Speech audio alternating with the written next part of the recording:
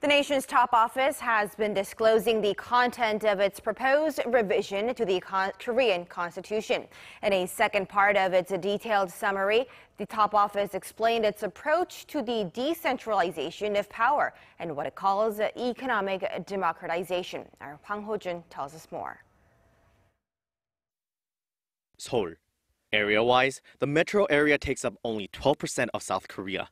But with more than half of the country's 50 million plus population, it's home to 74% of the nation's top 1,000 corporations and 80% of the top 20 universities. According to the Blue House, the administration's bill seeks to change that by boosting the authority and autonomy of local governments. President Moon said decentralization and balance are indisposable values, and that through coexistence and cooperation, they are the best strategy for sustainable national development.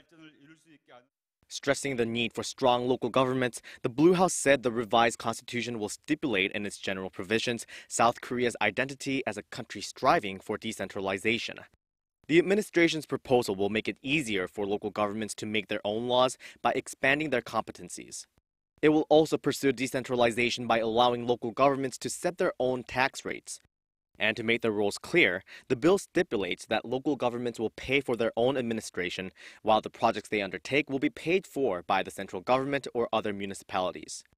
Also, to develop regions outside Seoul, the revision would allow for the national capital to be changed through legislation if it becomes necessary to relocate government functions or agencies.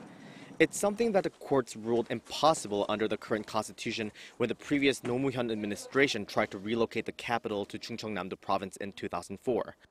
In addition to decentralization, the government bill focuses what the Blue House calls economic democratization.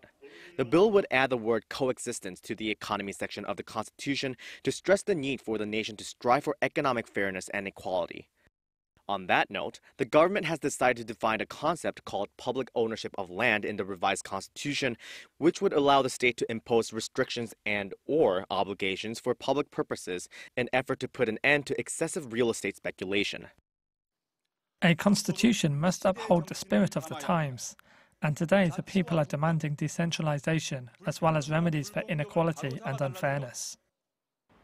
Wednesday's briefing at the Blue House was a second of its kind on the proposed revisions. The last one will take place on Thursday on matters concerning the proposed form of government. Unless the National Assembly comes up with its own revision bill, the Blue House will submit its proposal next Monday. Hwang Ho-jun, Arirang News.